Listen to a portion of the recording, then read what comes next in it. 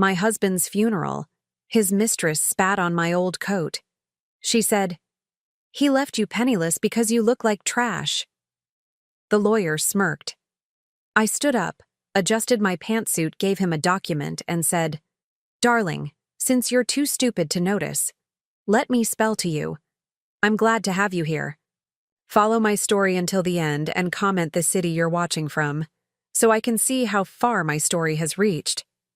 I never imagined that my husband's funeral would become the stage for my greatest humiliation. But as I stood there in my old gray coat, watching Mazin parade around in her designer black dress like she owned the place, I realized that even in death, Carlton had found a way to wound me one last time. The Eternal Peace funeral home smelled of lilacs and disappointment. White flowers lined the walls, their sickeningly sweet fragrance mixing with the hushed whispers of mourners who had come more out of curiosity than respect. Carlton had been 60 years old when his heart gave out, and judging by the attendance, he hadn't made many genuine friends during his lifetime. I sat in the front row, my hands folded in my lap, staring at the mahogany casket that held the man I'd shared 30 years of my life with. 30 years of lies, as it turned out, but I wasn't ready to think about that yet. Not here. Not now. Look at her, sitting there like the grieving widow. I heard Mazin's voice cut through the somber atmosphere like a blade. She was standing near the back with a group of Carlton's business associates, her voice just loud enough for me to hear but quiet enough to maintain plausible deniability. I kept my eyes forward, my jaw clenched. At 64, I'd learned to pick my battles, and a funeral wasn't the place for confrontation. Or so I thought. "Honestly, I don't know how Carlton stood it all these years," Mazin continued, her voice dripping with disdain. "Living with someone so plain, so ordinary." My fingers tightened around the worn leather of my purse. Inside, nestled between old receipts and a tube of lipstick, was a manila envelope that no one knew existed. Not yet. The service dragged on with the usual platitudes. The pastor, who barely knew Carlton, spoke about his devotion to family and successful business ventures. If only he knew the truth about either of those things. When it finally ended, people began to filter out slowly. Some approached me with their condolences, their words as empty as their sympathy. "He was a good man," they'd say. Or, "You must be devastated." I nodded and smiled weakly, playing the part I'd perfected over 3 decades of marriage. That's when Mazin made her move. She approached me as I was gathering my things, her heels clicking against the polished floor with predatory precision. At 40, she was everything I wasn't anymore: young, beautiful, and utterly ruthless. Her blonde hair was styled in perfect waves, her makeup flawless despite the tears she'd shed during the service. Crocodile tears, I was certain. "Joelle," she said, my name rolling off her tongue like something distasteful. "I suppose we should talk." I looked up at her, noting how her black Chanel dress probably cost more than most people made in a month. Carlton had always been generous with his girlfriends, even when he could barely afford it. "I don't believe we have anything to discuss, Mazin," I replied, my voice steady despite the tremor I felt in my chest. She laughed, a sound like breaking glass. "Oh, but we do. You see, Carlton left very specific instructions about his estate. He wanted to make sure you were taken care of." The way she emphasized those last words made my skin crawl. She reached into her designer handbag and pulled out a folded paper, waving it in front of my face like a trophy. "This is a copy of his will," she said, her smile widening. "I think you'll find it very enlightening." I didn't take the paper. Instead, I stood up slowly, my old joints protesting the movement. At my age, everything hurt a little more, lasted a little longer. But dignity, that was something I could still control. "I've already spoken with Mr. Henderson," I said, referring to Carlton's lawyer. "I'm well aware of the contents of my husband's will." Mazin's smile faltered for just a moment before returning full force. "Then you know he left you practically nothing. This house you've been living in, It's going to be sold to pay off his debts. The car? Gone. Even his life insurance policy has me as the beneficiary. She stepped closer, so close I could smell her expensive perfume mixed with the underlying scent of triumph. He told me you never really contributed to the marriage anyway. Never worked, never earned your keep. Just lived off his success like what did he call you? A parasite. The words hit me like physical blows, each one carefully chosen to inflict maximum damage. Around us, a few remaining mourners had stopped their conversations to watch our exchange. I could feel their eyes on us, hungry for drama even at a funeral. Carlton said you'd probably end up in some government housing, Mason continued, her voice getting louder, more theatrical. Living off Social Security and food stamps. He felt sorry for you, really, but not sorry enough to leave you anything substantial. She paused, looking me up and down with obvious disgust. I mean, just look at you. That coat has to be 20 years old. Those shoes are practically falling apart. No wonder Carlton looked elsewhere for companionship. That's when she did it. Without warning, she leaned forward and spat directly onto my coat, the saliva landing on the gray wool with a small wet sound that seemed to echo in the sudden silence. He left you penniless because you look like trash, she declared, loud enough for everyone remaining in the room to hear. At least now you can dress the part too. The funeral home fell completely silent. I could hear the soft hum of the air conditioning, the distant sound of traffic outside, my own heartbeat thundering in my ears. Several people had pulled out their phones, probably recording this humiliation for social media. Mr. Henderson, Carlton's lawyer, had been standing near the guest book. He was a thin man in his 50s with salt and pepper hair and the kind of practiced smile that lawyers perfected over years of delivering bad news. When Mazine spat on me, his smile had widened into something genuinely amused. Well, he said, walking over with his briefcase in hand, I think that covers everything we need to discuss here. Mason, we can meet tomorrow to finalize the transfer of assets. I looked down at my coat, at the wet spot that was slowly spreading across the wool. For a moment, I felt exactly as small and powerless as they wanted me to feel. 64 years old, widowed, and apparently destitute. The perfect victim for their cruelty. But then I remembered the envelope in my purse. I reached into my bag slowly, deliberately, and pulled out the manila envelope I'd been carrying. It was thick, heavy with documents that Mason and Mr. Henderson couldn't possibly imagine existed. Before you start celebrating, I said, my voice calm and clear, there's something you both need to see. I walked over to Mr. Henderson and placed the envelope directly into his hands. His smug expression faltered as he felt the weight of it. Open it, I said simply. He glanced at Mason, who was watching with growing unease, then broke the seal on the envelope. As he pulled out the documents inside, his face went through a series of expressions, confusion, then surprise, then something that looked remarkably like fear. This can't be right, he stammered, his hands shaking slightly as he shuffled through the papers. What is it? Mason demanded, snatching some of the documents from his hands. Her perfectly manicured fingers trembled as she read, her face growing paler with each passing second. I straightened my shoulders and adjusted my coat, wiping away the spit with a tissue from my purse. The wet spot was still there, but somehow it didn't seem to matter anymore. Darling, I said to Mazine, my voice carrying a tone I hadn't used in years, one of absolute authority. Since you're too stupid to notice, let me spell it out for you. I paused, looking around at the remaining mourners who were hanging on every word. This funeral isn't the end of Carlton's story. It's just the beginning of mine. Mazine's mouth opened and closed like a fish out of water, the documents falling from her nerveless fingers to scatter across the funeral home floor. Mr. Henderson looked like he might faint, but I simply picked up my purse, nodded politely to the few people still watching, and walked toward the exit with my head held high. The real show was just about to begin. The drive home from the funeral gave me time to think. something I'd been avoiding for the past week since Carlton's death.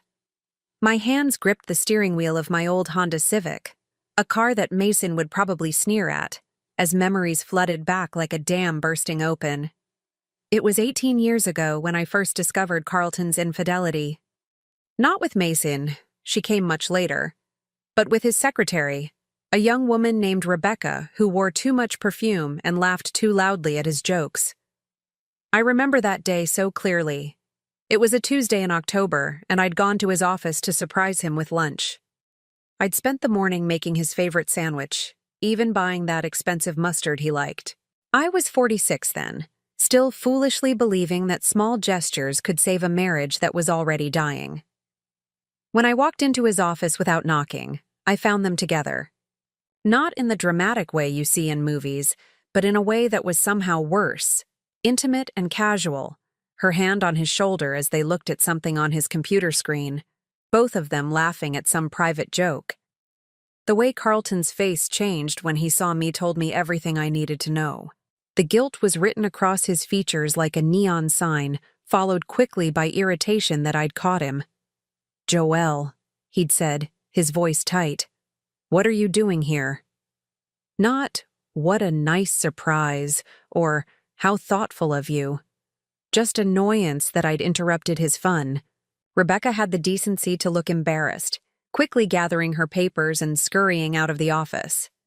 But Carlton just sat there, staring at me with the kind of cold calculation I'd later learned to recognize as his default expression when he was figuring out how to spin a situation to his advantage. "It's not what you think," he'd said, the oldest lie in the book. But I knew what I'd seen. More importantly, I knew what I'd been feeling for months, the distance, the late nights, the way he looked through me rather than at me. That night, I did something I'd never done before in our 13 years of marriage. I went through his things, not just his pockets or his wallet, but everything. His desk, his computer, his bank statements. What I found changed everything. Carlton wasn't just unfaithful, he was reckless. Dangerously, catastrophically reckless with money. He'd been living far beyond our means for years, using credit cards to fund a lifestyle that looked successful from the outside, but was rotting from within. The expensive dinners, the designer clothes, the luxury car, all of it was purchased with borrowed money. Money we didn't have and couldn't afford to pay back. But the worst part was discovering that he'd been using our joint accounts to fund his affairs. The jewelry for Rebecca, the weekend getaways, even the fancy hotel rooms, all of it paid for with money that was supposed to be ours. That's when I made the decision that would define the next 18 years of my life. I wasn't going to leave Carlton. I was going to protect myself. The next morning I drove to the bank and opened my own account. Not a joint account, not something with Carlton's name on it. My own account, in my name only. Then I did something that surprised even me. I got a job. Carlton had always insisted I didn't need to work. "I make enough for both of us," he'd say whenever I brought up finding employment. "Your job is to take care of the house, to be here when I need you." I'd believed him for years, thought his old-fashioned attitude was actually protective rather than controlling. But after discovering his financial recklessness, I realized he didn't want me to work because he didn't want me to have my own money.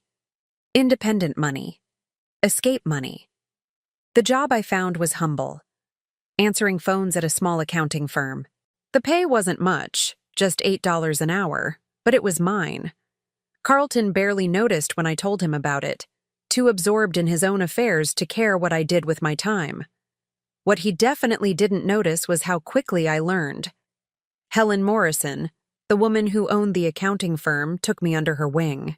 She was in her 70s then, a sharp-minded woman who'd built her business from nothing after her husband died young. "Money is power, Joelle," she told me during my first week. Not just the money itself, but understanding how it works, how to make it grow, how to protect it, how to hide it when you need to. She taught me about investments, about compound interest, about the little loopholes and strategies that the wealthy use to build and maintain their fortunes. More importantly, she taught me how to be patient, how to plan for the long term. Within 6 months, I'd been promoted to bookkeeper.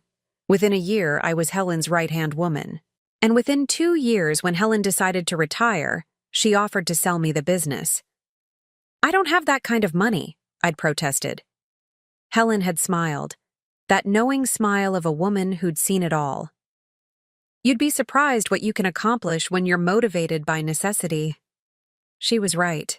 I took out a small business loan, using our house as collateral, something I could do because my name was also on the deed. Carlton signed the papers without reading them, too busy with his latest secretary to pay attention to what I was doing. Meridian Holdings was born in 2010. On paper, it was just a small accounting firm that Helen Morrison had sold to her former employee. In reality, it became my lifeline. I worked during the day and studied at night, learning everything I could about investments and financial planning. I started small, putting aside $20 or $30 from each paycheck, investing it carefully, and watching it grow. Carlton never noticed the extra money because I never spent it. I lived exactly the same way I always had, frugally, carefully, making do with what we already owned. He saw what he expected to see, a dutiful wife who stayed within her budget and didn't ask for much. What he didn't see was that I was building my own fortune, one small investment at a time. The business grew slowly at first, then faster as word spread about my discretion and competence. Wealthy clients, particularly women in situations similar to mine, began seeking out my services. Women who needed to hide assets from controlling husbands, who wanted to protect their inheritances, who were planning for divorces they couldn't yet file. I became their secret keeper, their financial guardian angel. And in return, they taught me tricks I never would have learned in any textbook. By 2015, when Carlton met Mason, Meridian Holdings was managing just over $800,000 in assets. Money that existed in accounts Carlton didn't know about, invested in funds he'd never heard of, growing at rates that would have shocked him. But I kept living like the poor wife of a struggling businessman. I shopped at thrift stores, clipped coupons, drove my old car until it barely ran. Carlton saw exactly what I wanted him to see. A woman who was completely dependent on him, who couldn't possibly survive without his financial support. Mason's arrival should have devastated me, but by then I was beyond caring about Carlton's infidelities. I watched their relationship unfold with the detached interest of someone observing a car accident in slow motion. Carlton, now 60 years old, desperately trying to prove he was still virile and desirable. Mason, 32 and hungry, seeing dollar signs in his stories about business success. Neither of them realized that the money Carlton was spending on their relationship, the expensive dinners, the weekend trips, the jewelry, was coming from credit cards that were maxed to their limits. Carlton had been living on borrowed money for so long that he'd forgotten what actual wealth looked like. The gambling started sometime around 2020. Online poker at first, then sports betting, then day trading with money he didn't have. I watched our joint account balance plummet while Carlton chased bigger and bigger wins to cover his mounting losses. That's when I made my final decision. I quietly transferred all of my legitimate assets out of any account that had Carlton's name on it. The house, which had been paid off years ago with money from Meridian Holdings, was quietly restructured so that I owned 60% and Carlton owned 40%. A change he never noticed because I handled all the paperwork. By the time Carlton died, he owed approximately $350,000 to various creditors, credit card companies, online betting sites, a particularly unpleasant man named Eddie who handled private loans for desperate gamblers. The house that Mason thought she was inheriting? It was mortgaged to the hilt to cover Carlton's debts, the life insurance policy that named her as beneficiary. It had been cashed out months ago to pay Eddie, who'd been making increasingly specific threats about Carlton's kneecaps. The successful business that Carlton had bragged about to impress Mason? It hadn't turned a profit in 3 years, but none of them knew any of this. Not Mason, not Mr. Henderson, not even Carlton himself, who'd been so deep in denial that he actually believed his own lies about their financial situation. As I pulled into my driveway, the driveway of a house I actually owned, despite what everyone believed, I thought about the envelope I'd handed to Mr. Henderson. Inside were copies of documents that would shatter every assumption they'd made about me, about Carlton, about the inheritance they thought was coming. Tomorrow, when Macy showed up at the lawyer's office expecting to claim her prize, she was going to get the shock of her life. I sat in my car for a moment longer, looking at the modest two-story house that had been my prison for so many years. Tomorrow, everything would change. Tomorrow, I could finally stop pretending to be the helpless widow who needed rescuing. Tomorrow, Macy would learn that you should never underestimate a woman who's had 18 years to plan her revenge. But tonight, I allowed myself a small smile as I walked to my front door, keys jingling in the quiet evening air. The game was just beginning, and for the first time in 30 years, I was the one holding all the cards. I woke up the morning after the funeral feeling lighter than I had in years. For the first time in 3 decades, I didn't have to tiptoe around Carlton's moods, didn't have to pretend I didn't notice the smell of another woman's perfume on his clothes, didn't have to watch him lie to my face about where he'd been or what he'd been doing. The freedom was intoxicating. I made myself a proper breakfast, something I rarely did when Carlton was alive, since he preferred to eat out or have me prepare elaborate meals that showcased my domestic skills to his friends. Today, I scrambled eggs and made toast. Simple pleasures that tasted like liberation. My phone rang at exactly 9 o'clock. I knew who it would be before I answered. "Joelle, we need to talk." Mr. Henderson's voice was tight with barely controlled anxiety. "Can you come to my office this morning? There are some discrepancies in the documents you provided yesterday." I smiled, sipping my coffee slowly. Discrepancies? That's an interesting word for it. "This isn't a joke," he snapped, his professional composure cracking. "What you gave me yesterday, if it's authentic, it changes everything." "Oh, it's authentic," I assured him. "Would 10:30 work for you? I have some errands to run first." The errands were important. I needed to visit the bank, specifically to access a safety deposit box that Carlton had never known existed.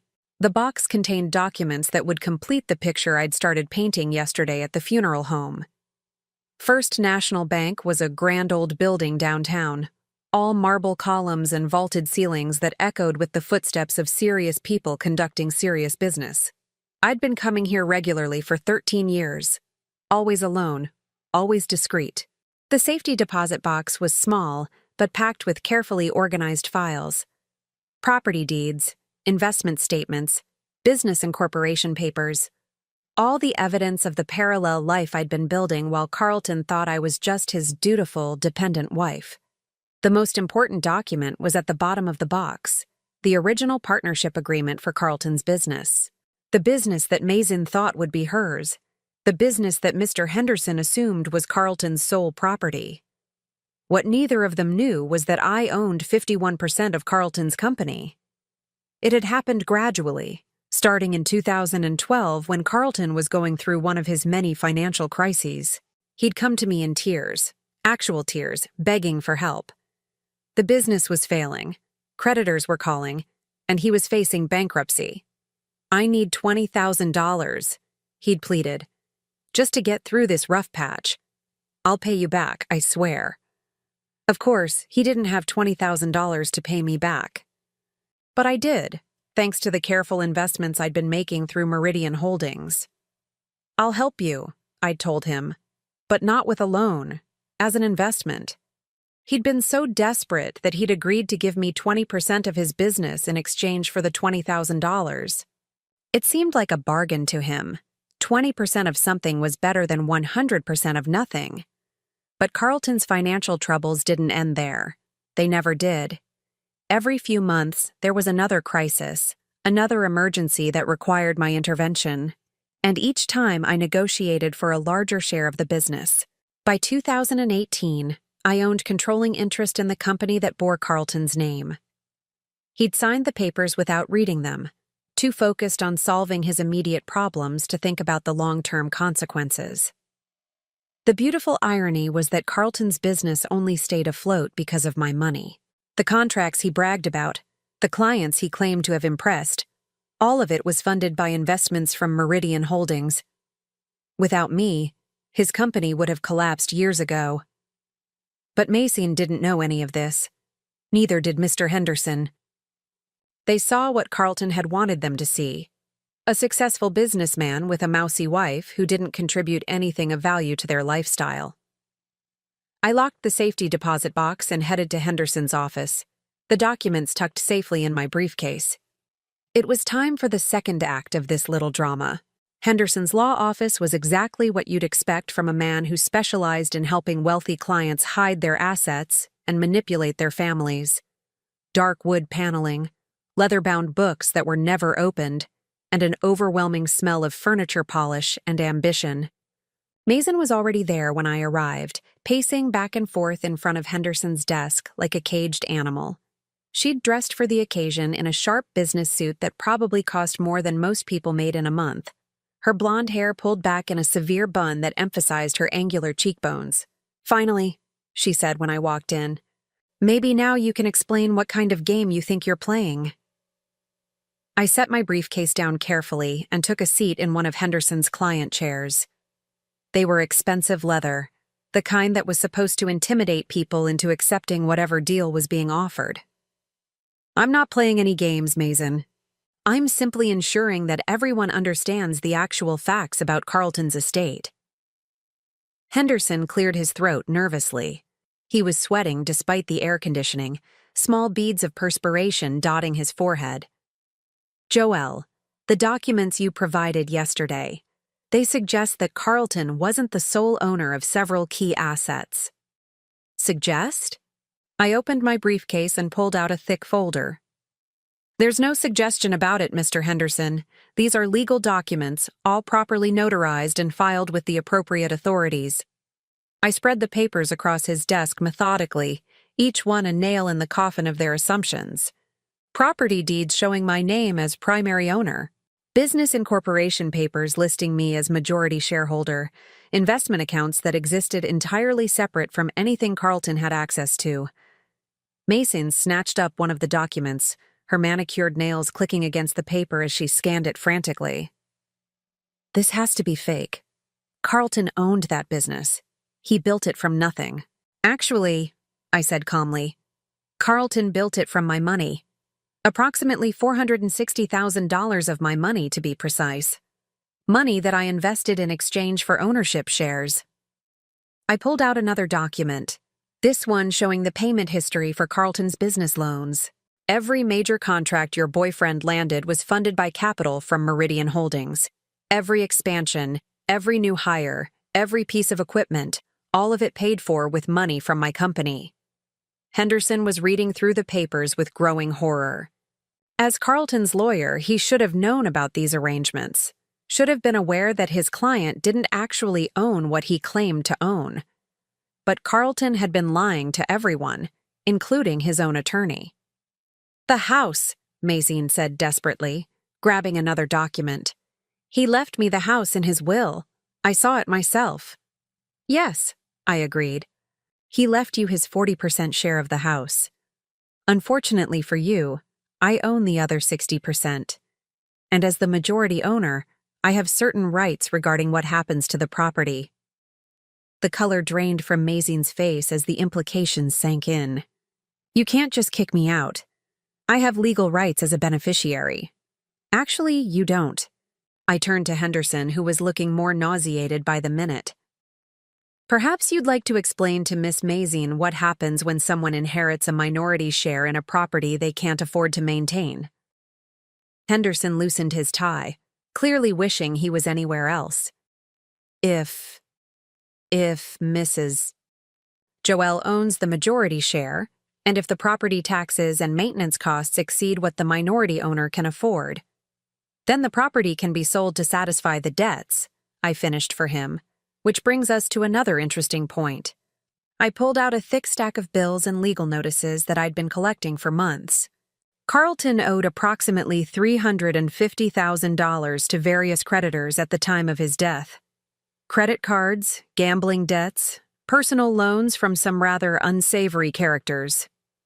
Mason's eyes widened as she recognized some of the names on the collection notices. But Carlton said the business was doing well. He said we were rich. Carlton said a lot of things that weren't true, I replied. The reality is that he's been living on borrowed money for years. The expensive dinners, the weekend trips, the jewelry he bought you. All of it was paid for with credit cards that are now maxed out. I stood up and walked to the window, looking down at the street below where normal people were going about their normal lives. The life insurance policy that names you as beneficiary? Carlton cashed it out 6 months ago to pay off a particularly persistent loan shark named Eddie who was threatening to break his legs. No, Mason whispered, sinking into a chair. That's not possible. Carlton showed me bank statements. He showed me proof that we had money. Forged statements, I said matter-of-factly. Carlton was very good at creating the illusion of wealth. He had to be, since he was living so far beyond his actual means. Henderson was frantically shuffling through papers, trying to find something that would contradict what I was telling them, but the documentation was ironclad. I'd spent years making sure of that. So, what does this mean? Mason asked, her voice small and defeated. I turned back to face her, and for a moment I almost felt sorry for her. Almost. It means that instead of inheriting a fortune, you're inheriting debt, substantial debt. The kind of debt that follows you around and ruins your credit rating. But surely there must be something, Henderson interjected desperately. Some asset that can be liquidated to satisfy the creditors. Oh, there is, I said with a smile that I didn't bother to make warm. Carlton's 40% share of the house will need to be sold to help pay his debts. Unfortunately, as the majority owner, I have first right of refusal on any sale. The silence that followed was deafening. I could practically hear the wheels turning in their heads as they tried to figure out how they'd been so completely outmaneuvered. You planned this, Mason said finally, her voice filled with a mixture of rage and grudging respect. You've been planning this for years. I've been protecting myself for years, I corrected. There's a difference. I gathered up my documents and placed them back in my briefcase. I'll give you both some time to process this information. Mason, you'll need to make arrangements to move out of the house within 30 days. As for Carlton's business debts, I'm sure you'll want to consult with your own attorney about your legal obligations as a beneficiary. I paused at the door, turning back one final time. Oh, and Mason, you might want to start looking for a job. A real job. The kind that comes with a steady paycheck and health insurance. As I walked out of Henderson's office, I could hear Mason starting to cry behind me. Not the delicate tears she'd shed at the funeral, but the ugly, desperate sobs of someone whose world was collapsing around them. I should have felt guilty. A better person probably would have felt guilty. Instead, I felt free. 3 days after my meeting with Henderson and Mason, I received a phone call that didn't surprise me. What surprised me was how long it took. You think you're so clever, don't you? Mason's voice was raw, stripped of its usual polish. Sitting there in your little house, playing your little games. But I know what you're really doing. I set down my cup of tea and settled more comfortably into my favorite chair. And what exactly am I doing, Mason? You're lying, about everything. Carlton told me about your so-called business. He said you answered phones for some old woman who felt sorry for you. There's no way you have the kind of money you're claiming to have. I see. I picked up a file from the stack on my coffee table, one of many I'd been organizing for this exact conversation. Tell me, did Carlton also tell you about his gambling problem? Silence on the other end of the line. Or about the $350,000 he owed to various creditors at the time of his death?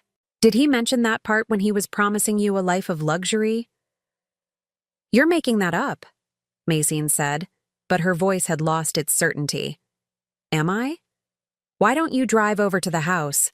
Well, what used to be your house, and check the mailbox. There should be several interesting pieces of correspondence waiting for you. The truth was, I'd been intercepting Carlton's mail for months, collecting evidence of his mounting debts while he remained blissfully unaware of how deep he'd dug his own grave. Bills from credit card companies, threatening letters from collection agencies, notices from his bookie. I'd kept it all, organizing it methodically while Carlton lived in his fantasy world where consequences didn't exist. "I don't have to listen to this," Maxine said, but she didn't hang up. "No, you don't.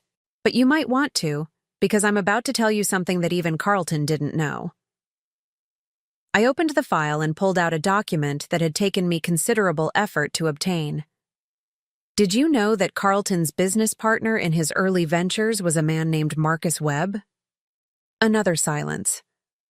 Marcus died in a car accident in 1998. Carlton told everyone that he bought out Marcus's share of the business with money he'd saved. What he actually did was forge Marcus's signature on several documents and steal his partner's half of the company. I could hear Mazine's breathing change on the other end of the line. "That's impossible. Carlton would absolutely do that," I interrupted. "Just like he forged bank statements to show you how wealthy you both were. Just like he took out loans in my name without my knowledge. Just like he spent money that didn't exist on a lifestyle he couldn't afford." The Marcus Webb situation had been Carlton's original sin, the one that set him on a path of increasingly desperate lies and schemes. I'd discovered it purely by accident 5 years ago when I was researching the history of Carlton's business for tax purposes. Marcus Webb's widow was still alive, living in a nursing home in Portland, completely unaware that her husband's business partner had systematically stolen everything that should have been her inheritance. I'd debated whether to tell her, ultimately deciding that some injustices were too old and too painful to resurrect. But I'd kept the evidence, just in case I ever needed it. "Why are you telling me this?" Mazine asked finally.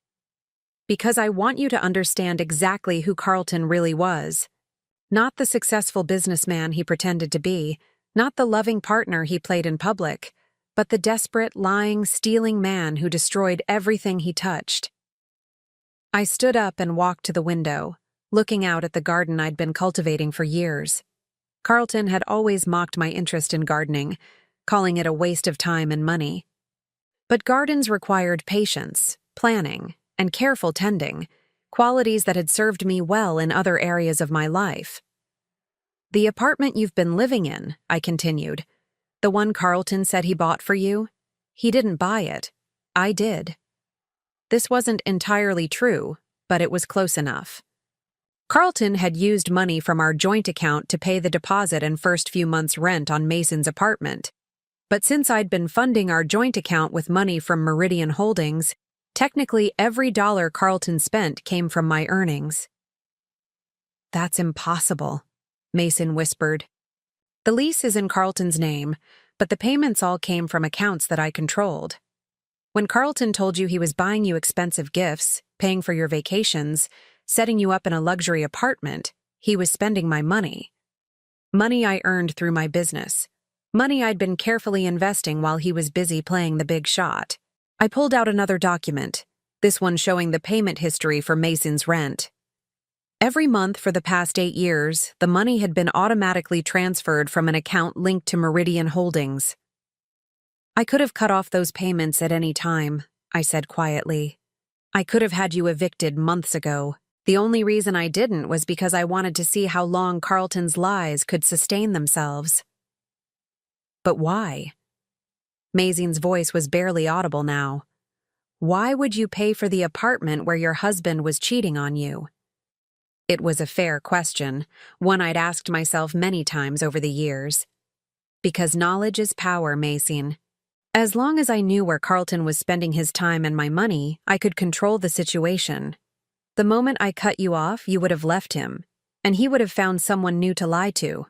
Someone I might not have been able to track as easily." The truth was more complicated than that, but Mazine didn't need to know about the private investigator I'd hired to document Carlton's affairs, or about the detailed records I'd kept of every lie he'd told. every promise he'd broken, every dollar he'd stolen from our marriage. "So what happens now?" she asked. "Now you have a choice," I said, returning to my chair. "You can continue living in denial, pretending that Carlton was the man you thought he was, trying to claim an inheritance that doesn't exist. Or you can accept the reality of the situation and start planning for your future." "What kind of future?" There was desperation in her voice now, the sound of a woman who was finally beginning to understand how completely she'd been deceived. "Well, you're 40 years old, reasonably intelligent, and presumably capable of supporting yourself. You'll need to find a job, of course. A real job, not the kind of make-work position Carlton probably promised to create for you in his imaginary business empire." I flipped through the file again, finding the document I was looking for. "Speaking of which, you should know that Carlton's business officially declared bankruptcy yesterday. I filed the papers myself as the majority shareholder." "You can't do that."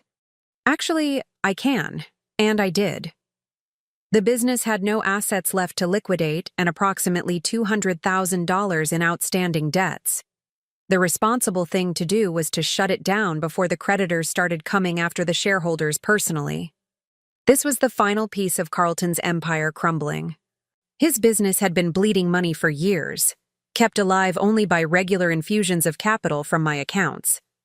With Carlton dead, and me no longer willing to prop up his illusions, bankruptcy was inevitable." "Those debts you mentioned," Mason said slowly, "the $350,000 Carlton owed. What happens to those?" "Excellent question. Since you were named as a beneficiary in Carlton's will, you're potentially liable for a portion of those debts. Specifically, any assets you inherited from Carlton could be seized by his creditors to satisfy their claims." I could practically hear the panic setting in. "But you said there weren't any real assets." "That's correct. Which means the creditors will likely pursue other avenues for collection. They might, for example, investigate whether Carlton transferred any assets to you before his death in an attempt to hide them from creditors. That expensive jewelry he bought you, the car he put in your name, the money he deposited into your personal accounts, all of that could be considered fraudulent transfers." This was the beautiful trap that Carlton had unknowingly set for Mason. In his eagerness to impress her and secure her loyalty, he'd used money he didn't have to buy her things that would now be reclaimed by his creditors. Every gift was evidence of his financial irresponsibility, every grand gesture proof that he'd been living beyond his means. "I didn't know," Mason said, her voice breaking. "I swear I didn't know any of this." "I believe you," I said, and surprisingly I did. Mason was greedy and selfish, but she wasn't particularly bright. Carlton had played her just as skillfully as he'd played everyone else, creating an elaborate fiction that she'd been all too willing to believe. "So, what do I do now?" she asked. I considered my answer carefully. This was the moment where I could choose to be magnanimous, to offer her some way out of the mess Carlton had created. But then I remembered the way she'd spit on my coat at the funeral, the vicious pleasure she'd taken in what she thought was my humiliation. "You should probably get a lawyer," I said finally. "A good one. And you should start looking for a place to live. The lease on your apartment expires at the end of this month, and I won't be renewing it." "Please," she whispered. "I'll do anything. I'll leave town. I'll never bother you again. Just, please don't do this." For a moment, I almost felt sorry for her. Almost. But then I remembered all the years I'd spent in silence, watching my husband parade his mistresses around town while I played the role of the dutiful, oblivious wife. All the times I'd bitten my tongue while Carlton belittled me in front of his friends. All the nights I'd lain awake wondering if I'd ever be free of the prison my marriage had become. "I'm not doing anything to you, Mason," I said quietly. "Carlton did this. Every choice he made, every lie he told, every dollar he stole. That was all Carlton. I'm simply declining to continue cleaning up his messes." I hung up before she could respond. Outside my window, the garden was thriving in the late afternoon sunlight. I'd planted most of these flowers myself, choosing varieties that would bloom at different times throughout the year, so there would always be something beautiful to look at. Planning, patience, careful tending. In 2 days, I would be meeting with Daniel Morrison, my financial advisor, and the son of the woman who'd first taught me about money and power. We were going to discuss my plans for the property I really owned, the one Carlton had never known about, the one where I would finally be free to live exactly as I chose. But tonight, I was content to sit in my garden and watch the sunset, knowing that for the first time in 30 years, tomorrow belonged entirely to me. The eviction notice was delivered on a Tuesday morning, exactly 30 days after Carlton's funeral. I knew because I was the one who had instructed my lawyer to serve it. Not out of cruelty, but out of necessity. Mason had made her choice, and now she would live with the consequences. I was having coffee in my kitchen when my phone rang. The caller ID showed an unknown number, but I recognized Mason's voice immediately, though it was higher pitched than usual, strained with panic. "They're throwing me out!" she screamed into the phone. "The landlord says the lease is terminated and I have 24 hours to vacate the premises. You can't do this to me." I set down my coffee cup carefully. Actually, I can.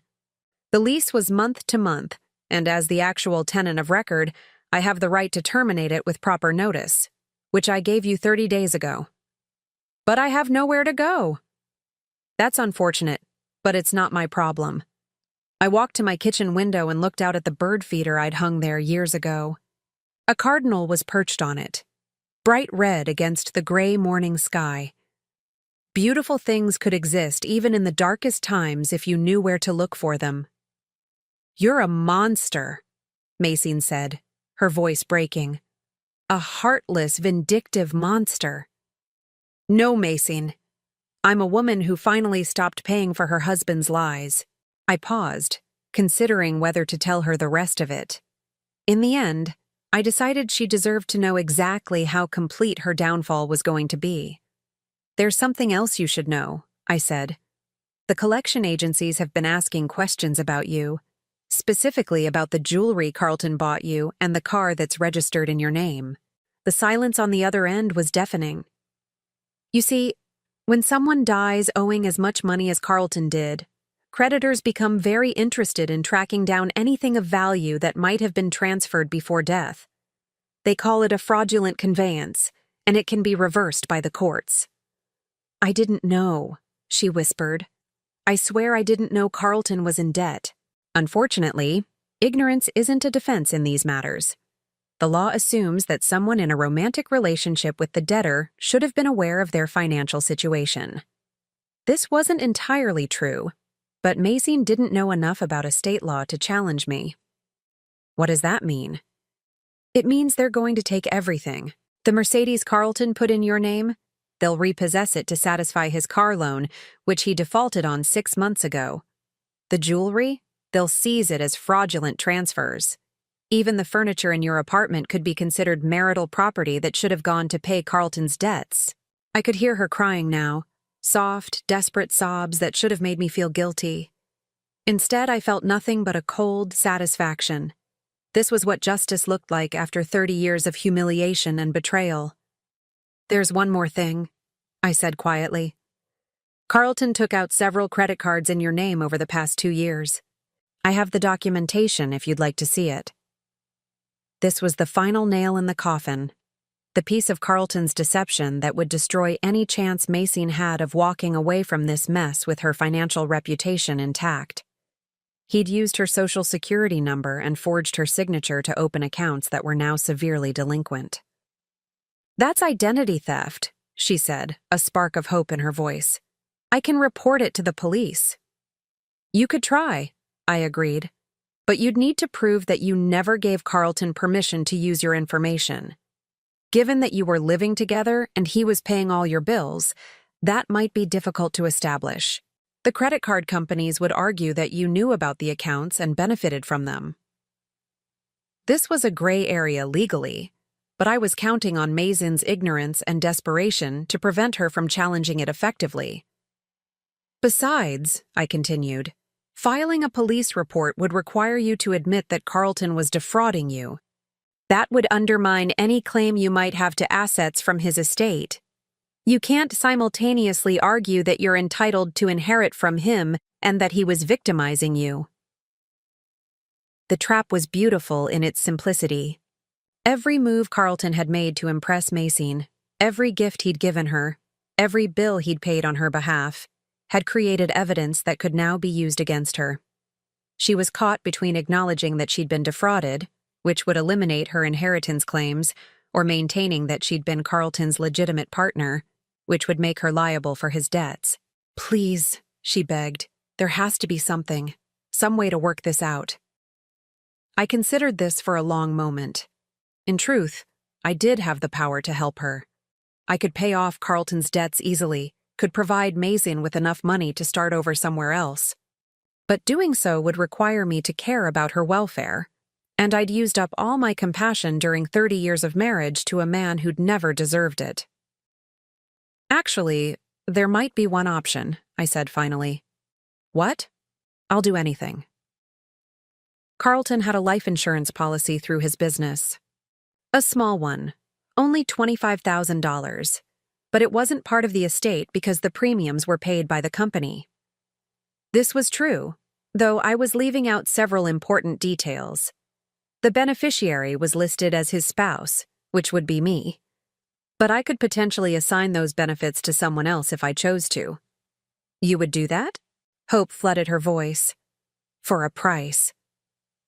The silence stretched between us, and I could practically hear her weighing her options. $25,000 wasn't much, but it was better than nothing. It might be enough for her to leave town, start over somewhere else, build a new life away from the wreckage of her relationship with Carlton. What kind of price? I want you to sign a document admitting that Carlton lied to you about his financial situation, that he promised you things he couldn't deliver, used money he didn't have to maintain your relationship, and left you with nothing but debts and false promises. Why? Because I want it on record, want it? I want there to be no doubt about who Carlton really was and what kind of man I was married to for 30 years. This wasn't about the money, and we both knew it. This was about truth, about finally having someone else acknowledge the reality that I'd been living with for so long. For 3 decades, I'd been the only one who knew what Carlton was really like behind closed doors. Everyone else saw the charming businessman, the successful entrepreneur, the devoted partner. Only I knew about the lies, the debts, the endless schemes that always seemed to collapse just when he needed them most. If I sign this document, Macyne said slowly, you'll give me the insurance money? I'll give you $15,000, I corrected. The other $10,000 will go to pay the administrative costs of settling Carlton's estate. Another lie, but a small one. The truth was that I wanted to keep some of the money as a reminder of this conversation, of the moment when Carlton's final victim finally admitted that she'd been deceived. $15,000 isn't very much. No, I agreed. But it's more than Carlton left you, and it's certainly more than you deserve. The words hung in the air between us, harsh but honest. Macyne had participated in the destruction of my marriage, had taken pleasure in what she thought was my humiliation, had spit on me at my husband's funeral. $15,000 wasn't compensation for her suffering. It was charity, and we both knew it. I need time to think about it. You have until 5 o'clock today. After that, the offer expires and you'll have to deal with Carlton's creditors on your own. I hung up before she could respond. The rest of the day passed quietly. I spent the morning organizing the files I'd accumulated over the years, all the evidence of Carlton's deceptions and financial irresponsibility. Some of it would go to my lawyer, some to the IRS, and some would simply be destroyed. I no longer needed to keep secrets about a dead man's failures. At 3:30, my doorbell rang. Through the peephole, I could see Macyne standing on my front porch. She looked smaller somehow, diminished. Her designer clothes were wrinkled, her perfect hair was unkempt, and her makeup couldn't hide the dark circles under her eyes. I opened the door but didn't invite her in. I'll sign your document, she said without preamble. But I want to see the insurance policy first. I want proof that you actually have the money you're promising. I had to respect her caution. Even desperate, she wasn't completely naive. Wait here, I said, leaving her standing on the porch while I retrieved the policy from my filing cabinet. When I returned, she read through it carefully, her lips moving silently as she processed the legal language. Finally, she looked up at me. This is really all that's left? $25,000? It's all Carlton left that isn't tied up in debt or legal complications, I confirmed. Everything else he owned was either mortgaged, borrowed against, or promised to creditors. She nodded slowly, defeat settling over her features like a mask. Where do I sign? I handed her the document I'd had my lawyer prepare. It was simple and straightforward, a sworn statement acknowledging that Carlton had misrepresented his financial situation and that she had been deceived about the inheritance she expected to receive. She read it through twice before signing, her hand trembling slightly as she wrote her name. When she finished, she looked up at me with something that might have been respect. You really planned all this, didn't you? You knew exactly how it would end. I planned to protect myself, I said. Everything else was just Carlton being Carlton. I took the signed document and went back inside to get her check. $15,000, drawn on the account that contained what remained of Carlton's life insurance payout. What will you do now? I asked as I handed her the check. She stared at the numbers for a long moment before folding it carefully and putting it in her purse. Leave town, I guess. Start over somewhere else. Try to forget this ever happened. That's probably wise. She started to walk away, then turned back. Can I ask you something? I waited. Did you ever love him? Carlton, I mean. Even a little bit? The question caught me off guard. I'd been expecting anger, recriminations, perhaps even threats. I hadn't expected her to ask about love. I thought I did, I said finally. For a very long time, I thought I loved him. But looking back, I think what I actually loved was the idea of him. The man I thought he could become if he just tried hard enough. And when did you stop? I considered the question seriously. I think it was the day I discovered you weren't his first affair. When I realized that betraying me wasn't a mistake he'd made, it was a pattern he'd chosen. Macy nodded as if she understood. For what it's worth, she said quietly, I'm sorry. About the funeral, about the things I said. I thought I was winning something, but there was never really anything to win, was there? No, I agreed. There wasn't. I watched her walk to the old Toyota she'd had to buy after the Mercedes was repossessed, watched her drive away down the street where I'd lived for 30 years as Carlton's wife. Tomorrow I would start packing for my move to the house I'd kept secret all these years. But tonight, I was finally free to grieve not for the man Carlton had been, but for the man I'd once believed he could be. Some endings, I realized, were really beginnings in disguise. 6 months after Carlton's funeral, I stood in the master bedroom of a house that no one from my old life had ever seen.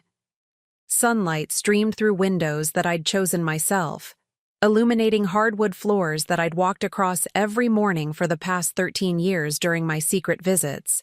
This was my real home, the one I'd bought piece by piece with money from Meridian Holdings, the sanctuary I'd been preparing for the day when I would finally be free to live as myself rather than as Carlton's wife.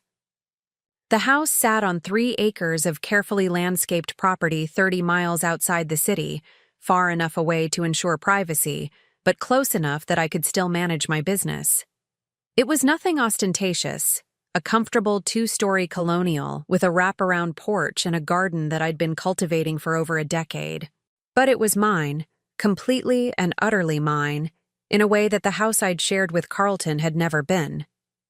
I'd bought it gradually, starting with the land in 2011 and adding improvements year by year. The official owner of record was Meridian Holdings, which meant that Carlton had never known it existed. To him, It was just another business investment that his financially naive wife didn't understand. The irony was exquisite. While Carlton was spending our joint account money on his affairs and his gambling, I was using my own earnings to build the life I would lead after he was gone. Every dollar he wasted was a dollar I didn't have to spend on his deceptions. Moving in had been surprisingly simple. Most of my important belongings had already been here for years, stored in the rooms Carlton never knew existed. My books, my mother's jewelry, the photographs that meant something to me, all of it had been waiting patiently for the day when I could live openly in my own space. The house Carlton thought I would be forced to sell was now occupied by a nice young couple with 2 small children. I'd sold it to them for exactly what I'd paid for it 25 years ago, ignoring my realtor's protests that I could get much more in the current market. Money isn't everything, I'd told him, and meant it. The truth was, I wanted that house to be filled with happiness for once. I wanted children's laughter to echo through rooms that had been silent for too long. Wanted love to flourish in spaces that had been poisoned by Carlton's lies. Selling it below market value was my gift to the family who would make it a real home. This morning, I was expecting a visitor. Margaret Chen had been my friend for 15 years, one of the few people who'd seen through Carlton's facade and understood what my marriage had really been like. She was also one of the handful of people who'd known about this house and my plans for it. Margaret arrived at 10 o'clock sharp, carrying a bottle of champagne and a genuine smile. At 72, she was still elegant and sharp-minded, the kind of woman who'd built her own successful career in real estate while managing to stay happily married to the same man for 50 years. "So this is where you've been hiding," she said, looking around the sun-filled living room with obvious approval. "It's beautiful, Joelle. Absolutely beautiful." We settled into comfortable chairs by the window, looking out over the garden where daffodils were just beginning to bloom. Margaret had helped me plan some of these flower beds, offering advice during my weekend visits when I was supposed to be running errands for Carlton. "How does it feel?" she asked, pouring champagne into the crystal glasses I'd set out. "Quiet," I said, and she understood immediately. For 30 years, I'd lived with the constant low-level stress of managing Carlton's moods, his lies, his financial crises. Even when he wasn't actively creating drama, there had always been the anxiety of waiting for the next explosion. Now, for the first time since I was 34 years old, my days belonged entirely to me. "Have you heard anything about Mason?" Margaret asked. "She left town about 3 months ago. Someone told me she's working as a receptionist in Tucson now, living in a studio apartment, driving a car that's older than she is." Margaret raised an eyebrow. "Do you feel sorry for her?" I considered the question seriously. I feel sorry for the woman she could have been if she'd never met Carlton. But the woman she chose to become? No. She made her decisions with her eyes wide open. The settlement of Carlton's estate had taken 4 months to complete. In the end, there had been just enough assets to pay his creditors and cover the legal fees. The house sale, the liquidation of his business equipment, the small insurance policy, all of it went to satisfy the debts he'd accumulated during his final years of self-destruction. Mason had walked away with the $15,000 I'd given her and nothing else. No jewelry, no car, no future financial support from a man she'd thought was wealthy.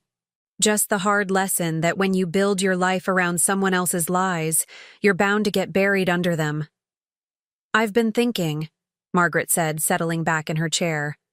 "What you did wasn't really revenge, was it?" "What do you mean?"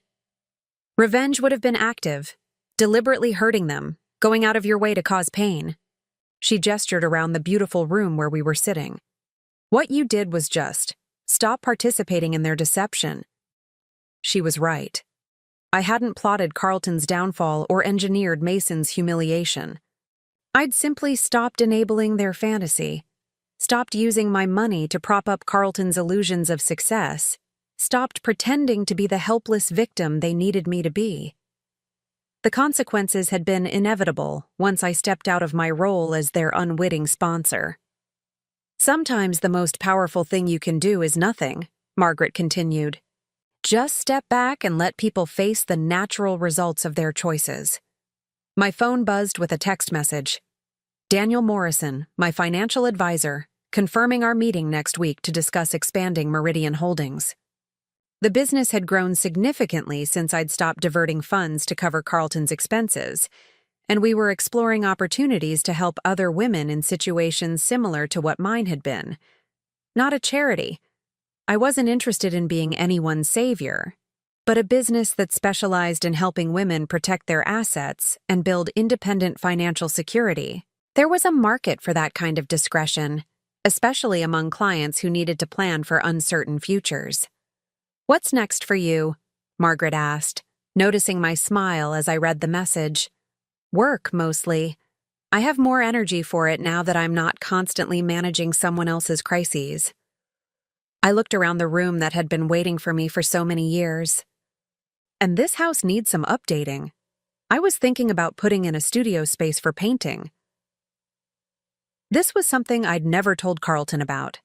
The art classes I'd been taking for the past 5 years, the canvases that were stored in the upstairs bedroom, the secret creative life I'd been cultivating alongside my business success.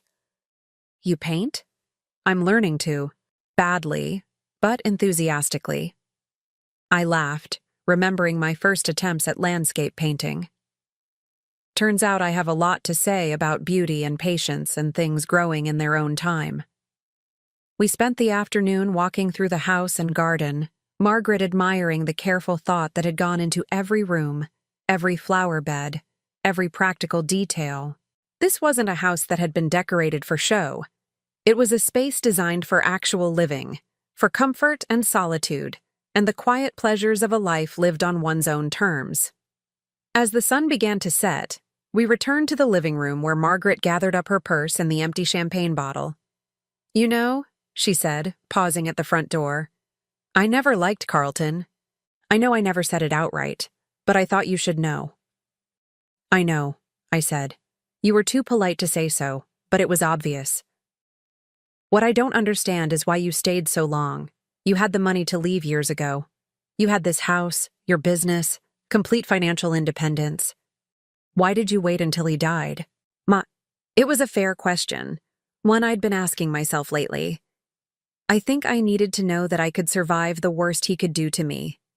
That even if he took everything, even if he left me publicly humiliated and apparently destitute, I would still be okay. I looked back at the house that represented my true life, the one I'd been building in secret while everyone thought I was just Carlton's long-suffering wife. Leaving would have been admitting defeat. Staying meant I got to choose the ending. Margaret hugged me goodbye, and I stood on the porch watching her car disappear down the tree-lined driveway. The evening was warm for early spring, and I could hear birds settling into their nests, preparing for the night. I thought about Carlton, probably for the last time with any real emotion. He'd spent his life trying to be someone he wasn't, using other people's money and trust to maintain an illusion that ultimately destroyed him.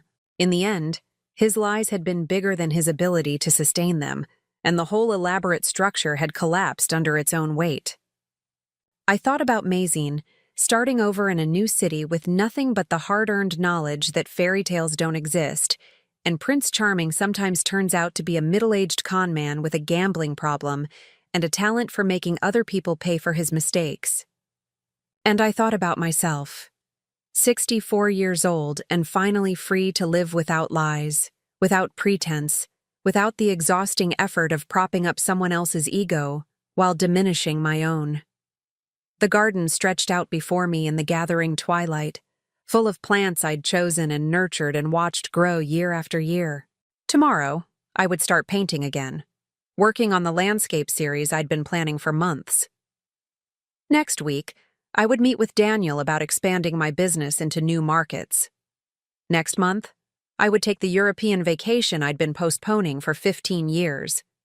But tonight, I was content to sit on my own porch, in my own house, surrounded by my own choices and the profound peace that comes from finally living as yourself. Some victories are loud and dramatic, celebrated with crowds and champagne toasts. Others are quiet and private, marked only by the absence of things that once caused pain. As I sat there in the growing darkness, listening to the night sounds of a place that was finally and completely home, I realized that quiet victories might be the sweetest ones of all. The soft evening breeze carried the scent of jasmine from the garden I'd planted with my own hands, in the soil of the life I'd built for myself, in the sanctuary where Carlton's lies could never reach me again. I was 64 years old, and I was just beginning. Now I'm curious about you who listened to my story. What would you do if you were in my place? Have you ever been through something similar? Comment below, and meanwhile, I'm leaving on the final screen 2 other stories that are channel favorites, and they will definitely surprise you. Thank you for watching until here.